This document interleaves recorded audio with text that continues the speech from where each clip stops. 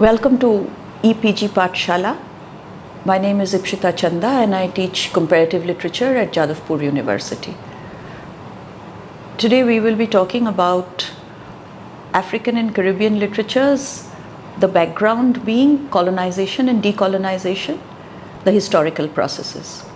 The aim of this module is to introduce the student to the phenomenon of slavery and colonization and link these to the politics of colonial rule and decolonization. These processes are directly related to the anti-colonial nationalist movements on the African continent and in the African diaspora, thus creating the context of location of African and Caribbean literatures in Europhone languages, of which Anglophone African literatures is a part. The importance of this section to the course as a whole is that the student will understand the literatures written in Africa and in the diaspora in the English language by locating the texts in their milieu.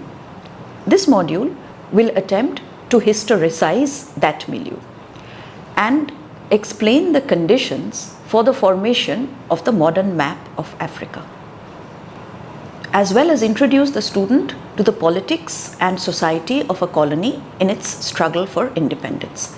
This provides the material out of which the texts that you will read in this section are fashioned. So the student is encouraged to read all these modules extensively and refer to them throughout the course. The first thing we do is look at the history of the word colonization. In 1888, Henry Morgan Stanley crossed the Congo River, which runs through the center of Africa. He called the account of his journey "In Darkest Africa." By the turn of the century, huge corporations whose mission is described in Joseph Conrad's Heart of Darkness were flourishing in Europe. The purpose of these corporations was the exploration of resources in Africa and Asia.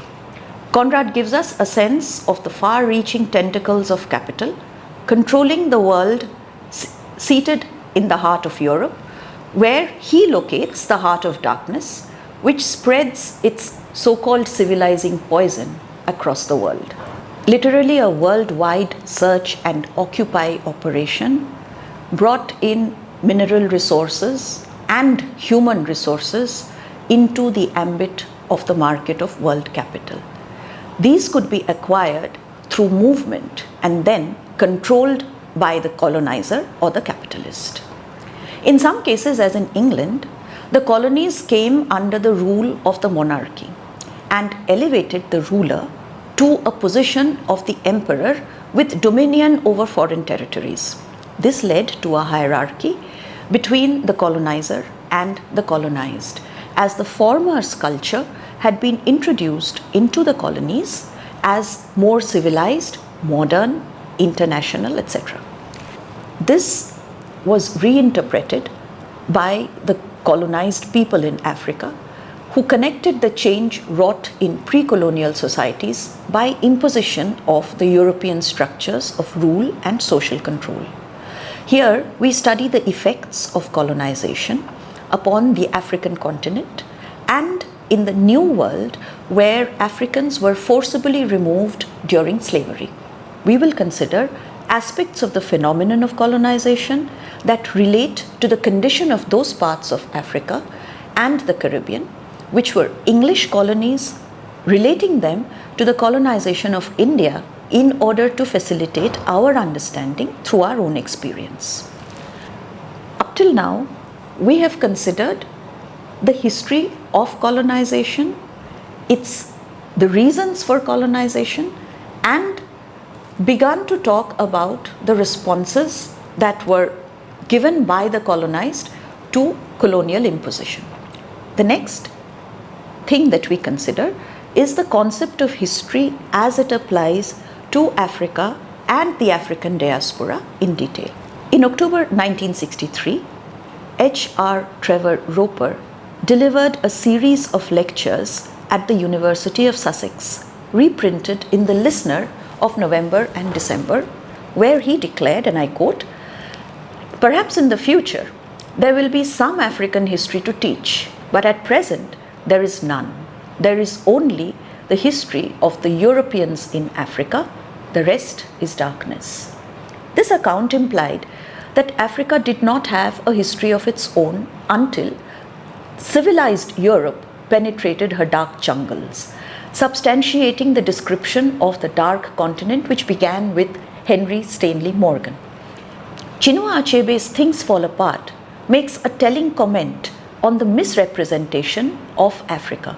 At the end of the book, after Okonkwo has hanged himself, causing a crisis in the village of Umuofia, the district magistrate thinks that the story of this one man who stubbornly resisted colonization should find a place in his book, which he had aptly titled Pacification of the Primitive Tribes of the Lower Niger. First, he thinks that Okonkwo's story should merit perhaps 1 or 2 pages. Then he thinks that there is a lot to say, so he cuts it down to a single paragraph. The irony of the entire situation is that Chinua Achebe has just written a book which covers more than 100 pages about this same story, while the English colonizer thinks that it is important only to deserve not more than a few lines. The history of Africa is emblematic of the conflict waged over science systems by 2 opposing parties. In the case of societies once colonized, this conflict is between the local people who have gained independence through using recognizable science common to a group not necessarily of the same cultural nationality. The post-colonial nation, built in imitation of Europe, is a political and affective construct. Its function as a distinguishing mark in the international context provides a kernel around which people can construct both themselves and a community. The specific form of colonization and the history of the colonizing power decide the exact contours of the erstwhile colony's evolution into a nation through contact with colonial administrative and cultural policies. Next, we will look at how this works in the Caribbean, which is part of the African diaspora. The earliest written history of the Caribbean are European reports, which began with the coming of the colonizers and record achievements of the society without mentioning the presence of the colonized, written from an European perspective, similar to that of Trevor Roper on African history, which we have just discussed. Now, while the English travel writer Froude described the Caribbean as a sterile mimicry of Europe, V.S. Naipaul, an Indo-Caribbean writer, described this loss of history as nihilistic. Naipaul said, history is built around the achievement and creation, and nothing was created in the West Indies. Now, this hidden or erased history, according to Wilson, is told by the islanders and held in common by all. But there is no documentary evidence for this Caribbean history because most of it is orally recorded. Now, to the violence of the erasure of this history is added an epistemic violence and a loss evident in the prohibitions on African cultural expressions, as we will see when we look at African theatre, that all the existing performance traditions were forcibly and by law outlawed by the British colonizers. The colonizers imposed their own language upon the islanders as they had done in Africa, and school education in both the Caribbean and in Africa was concentrated on the disciplines of history and literature, which endorsed the superiority of the colonizers and made their perspective dominant.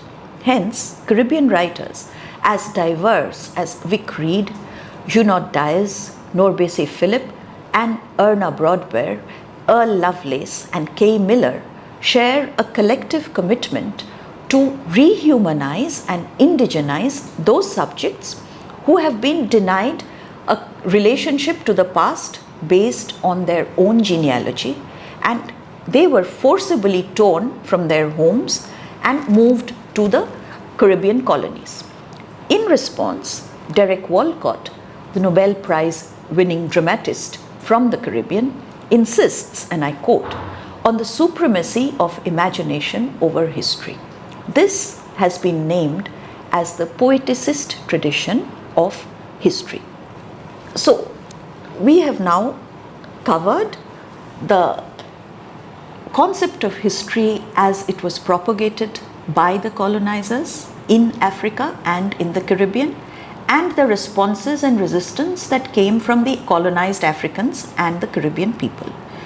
Now we are going to look at the forms of colonization. The main one which we will focus on is cultural colonization. The cultural policy of the British colonizers depended upon their perception of the colony. At the start of colonial rule in India, the policy of cultural colonization was outlined by Thomas Babington Macaulay in his Minute on Education dated 1835, which proclaimed that, and I quote, "We must at present do our best to form a class which may be interpreters between us and the millions whom we govern, a class of persons, Indian in blood and color, but English in tastes and opinions, in morals and in intellect." This lesson from India was first tested by the government in India and then transferred to the colonies in Africa and in the Caribbean. The colonizers had thus a double aim, which was described as philanthropy at 5% or Christianity and commerce, which made the colonizers claim that they were bringing to a historyless, scriptless, barbaric, uncivilized people the gift of Christianity and Western civilization. And it also covered their real aim in being in the colonies, which was economic exploitation. The effects of Christianity on the colonized can be seen in Chinua Achebe's novels, as well as novels like Mugu Gatheru's Child of Two Worlds. This cultural colonization was parallel with the actual political colonization that was described as the Scramble for Africa, which is what we look at next. The demands of capital set up the triangular trade, transporting slaves to the Caribbean and the New World. This forced movement of African people from the continent across southern parts of America was instrumental in capital formation. Africa was exploited for all its resources, human and non-human. But the very lucrative colonial enterprise also rested on a delicate balance between cost and expenditure. Once, many European nations had acquired land in Africa and Asia through means as diverse as war and through the dowry of kings. The necessity of protecting each nation's right to access the natural resources that it had annexed led to a collective meeting in the last decade of the 19th century, sponsored by the ruler of Belgium, King Leopold, and presided over by his minister Bismarck. At this meeting, which was known as the Scramble for Africa, there were a series of these meetings at Berlin, where all the colonial powers sent their representatives and sat at a table with a map of Africa, partitioning their own respective interests from one another. It is to be noted that not a single African was present at the Berlin conferences, and no Africans had anything to say about the way in which their land and their continent was being partitioned by the colonizers. The introduction of European languages and the Roman script happened in Africa according to the colonial power that ruled that part of the country. So, the English, the French, and the Portuguese had their own areas in which English, French, and Portuguese were taught as languages. Now, these areas are known as the Anglophone the Francophone and the Lusophone areas, the cultural policy influenced not only the education of in the colonies, but the entire cultural lives of the colonized. Now we go into the kinds of colonization that was practiced, apart from the cultural. And the first thing that we look at is settler colonization, which could be found in areas which were conducive to large agricultural farming. One of these areas was Kenya.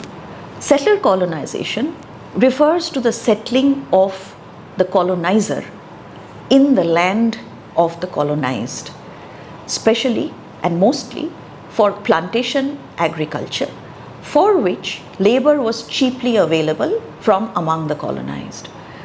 These areas covered northern Rhodesia, which is now known as Zambia, Kenya, Nyasaland, now known as Malawi, southern Rhodesia, now known as Zimbabwe. The Crown Lands Ordinances in the British protectorates of Africa dispossessed the native farmers of their land, taking everything in the name of the Crown because the natives did not have any title deeds to their land. In southern Africa, the spirit of pioneering seemed paramount, for the most inhospitable climates were chosen for the ultimate profit they could yield. Labor was available cheaply, thus the return of the land was a demand made by the colonized in these specific areas. One historical instance of armed militancy for decolonization was the Mau Mau War for Land and Freedom that was fought by the guerrillas in Kenya.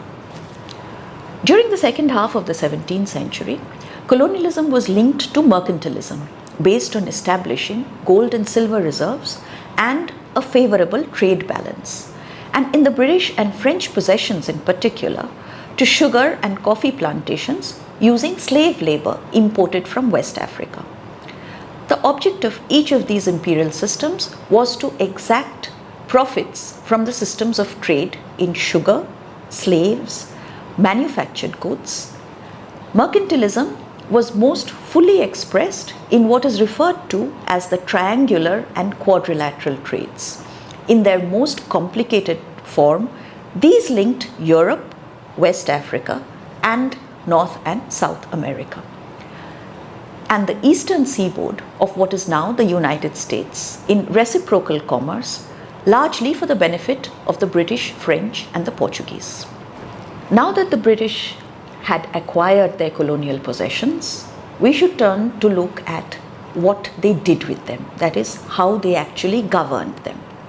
And British colonial rule is something which is familiar to us as Indians, because the same policy that was tested in India proved to be fruitful and was tested again and again across the Anglophone colonies of the world, Africa being the first instance. This colonial policy was known as indirect rule. The largest application of indirect rule, as we have already stated, was in India. It was seen to work under the East India Company's system of subsidiary alliances in the Indian subcontinent.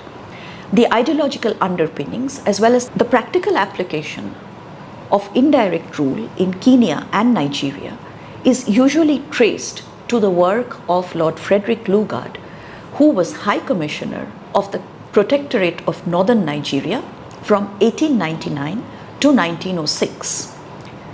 Lugard instituted a system whereby external military and tax control was operated by the British, while almost every other aspect of life was left to local pre-British aristocracies who may have sided with the British during or after the conquest. The theory behind this solution to a very practical problem of domination by a tiny group of foreigners of huge populations is laid out in Lugard's influential work called The Dual Mandate in British Tropical Africa. Since this policy was applied across the Caribbean, there is naturally a relation between the policies in Anglophone Africa and in the Anglophone Caribbean areas. The region shares a tumultuous history of colonization, plantation slavery, indentured labor, and finally independence. Yet, it is not a monolithic history. Even when different territories experienced similar events, they did so on very different timetables, and often what they experienced differed substantially. People from all the continents in the world formed the basic demographic of the Caribbean.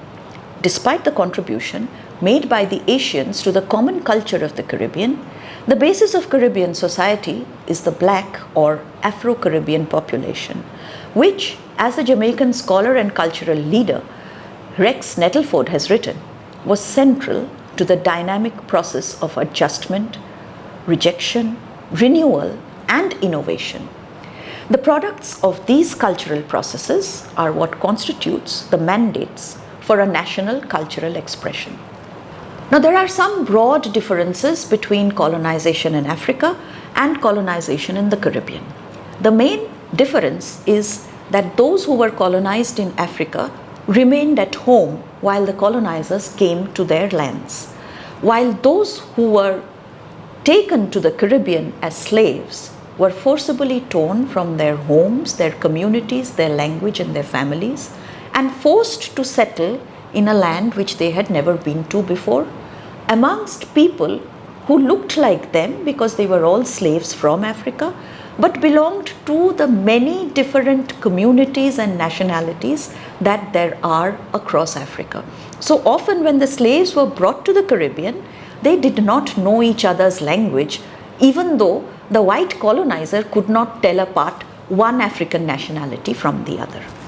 Now, even though enslaved Africans came from all parts of the continent and did not share a common culture, when they came to the Caribbean, they were forced into a common situation of slavery. And so they had a common oppressor, a common exploiter, and a common enemy, which was the colonizer. So despite the diverse cultures of Africa that the slaves came from, when they arrived in the Caribbean, all these diversities that they brought with them amalgamated together and formed what we now understand as the Afro-Caribbean culture. Now, we have seen thus far how colonies were established in Africa, what were the policies followed by the British there, and how these policies were influenced by the British experience of colonization in India. Further, we have looked at how these same policies were transferred to the Caribbean by the English colonizers. And the crucial difference that we have noticed is that slavery marks the Caribbean as different from the Africans. And so, there is a distinct culture of the African diaspora, even though that culture is rooted in mainland Africa. And both these cultures are linked to the history of colonization, capitalism, and racism, whereas in the Caribbean, the additional factor that we have to take into account is slavery. Now we will look at the response, the political response of the colonized to the colonizing factor. And the main political response was nationalism. Now, as we have discussed, Anglophone refers to the use of the English language in the colonies of the British. This indicates that the commonality of language and literature actually brought together diverse groups of people both in Africa and in the Caribbean. It also gave them a common opposition to a common enemy, the colonizer, who also ironically used that same language to colonize them.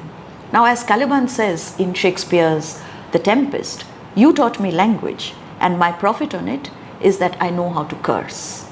And nationalism in the Anglophone areas began on the basis of a common language. All the African nationalities, as we have discussed, did not have a common language. By introducing English, a commonality was forged between them, and they could use this common tool against their common enemy.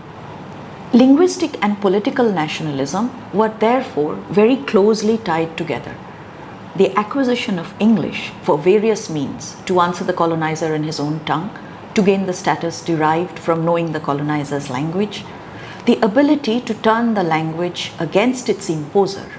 All these were aims espoused by different African thinkers in their nationalist response to the presence of the English and the English language as civilizing vehicles in their educational systems, and through that into the culture resulting from colonial contact. The idea of nationalism, introduced into the colonies as a result of contact with liberal humanistic education in the English language, made the first generation of nationalists educated in the British system, often traveling to the mother country and coming in contact with that culture, to espouse the values that they had learned there. However, the most difficult thing that they encountered once they came back to their own country was those very values which the English held up in their own land were denied. Those very rights which the English exercised in their own land were denied to the colonized in the colonies. And this created the basis of the budding nationalist movements against the colonizer by the colonized.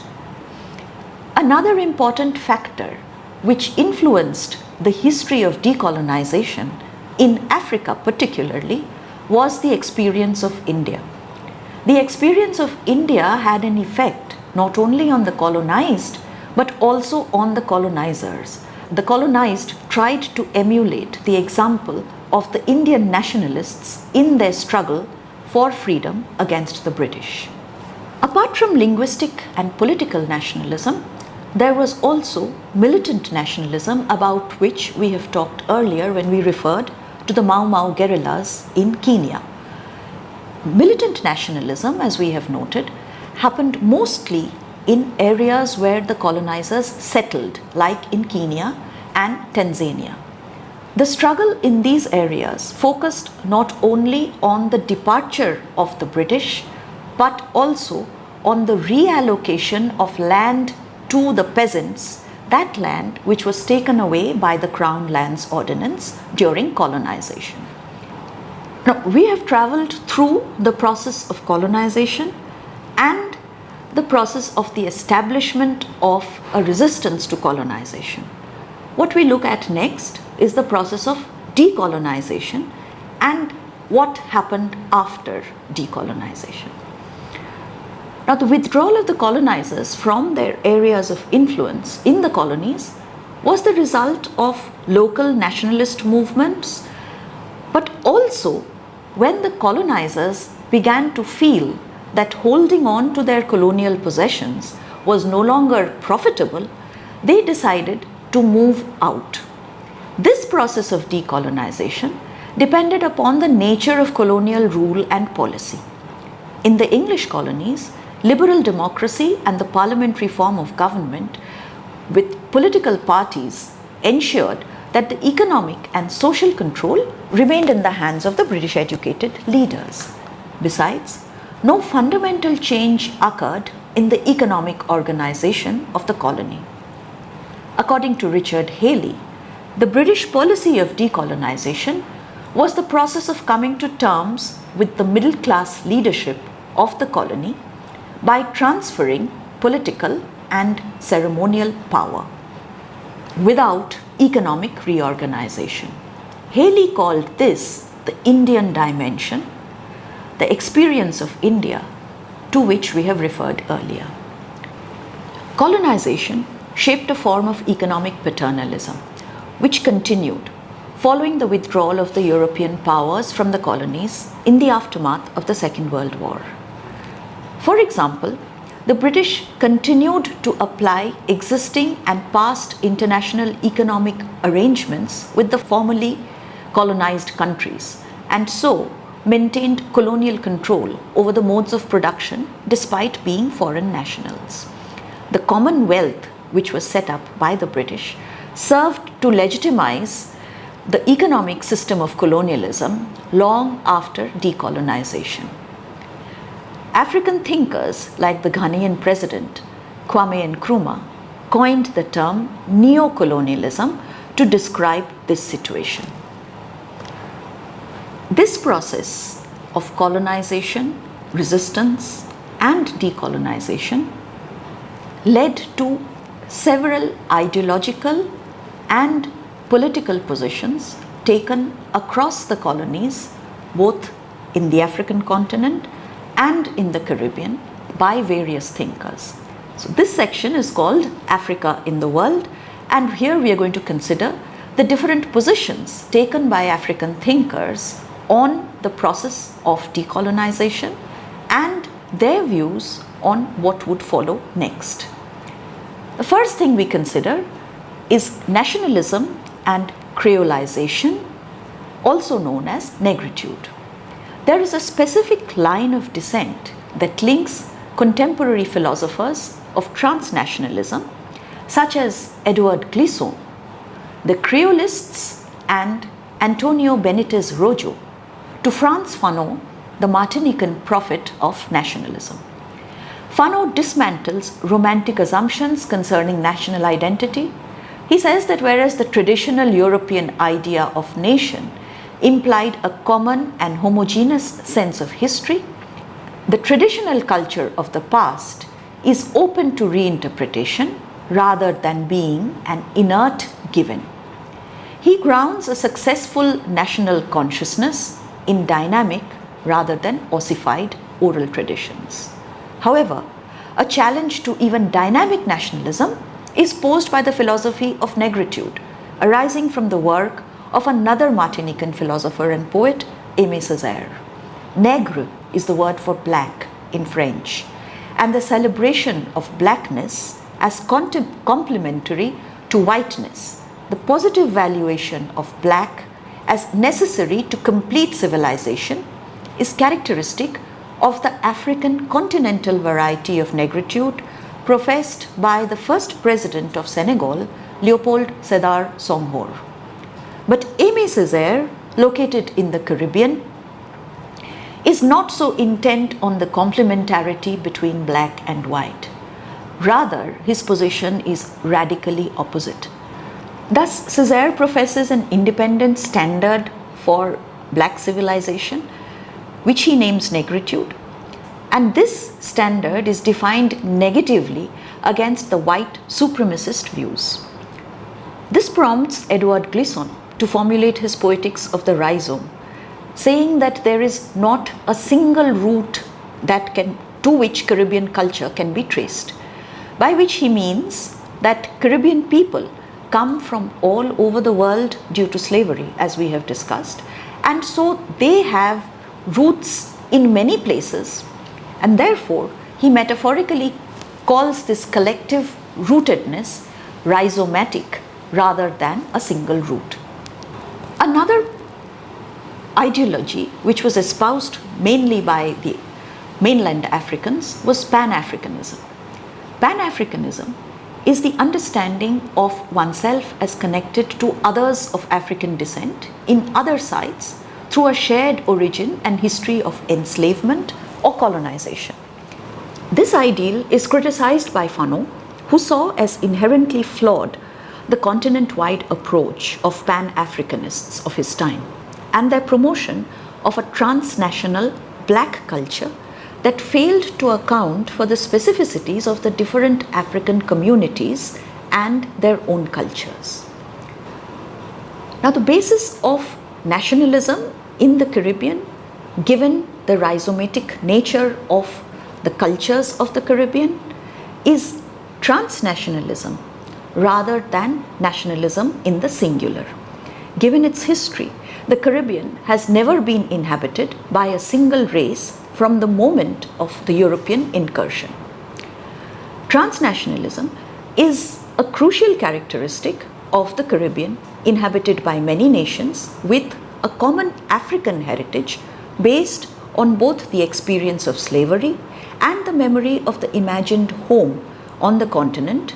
In these conditions, the actual political boundaries of the nations do not obstruct the networks of people of African descent across so-called national borders. In this module, we have looked at the concept of colonization historically and culturally from the point of view of the colonized in the African continent and from the point of view of the African diaspora in the Caribbeans. We have considered the policies of colonization adopted by the British colonizer and the background which is familiar to us regarding the same policies that they adopted in India and then spread across their colonies in Africa and in the Caribbean. We have also looked at the differences in the conditions and the histories in Africa and in the Caribbean and tried to ground the different forms of nationalism and the different movements for decolonization that arose in both these areas.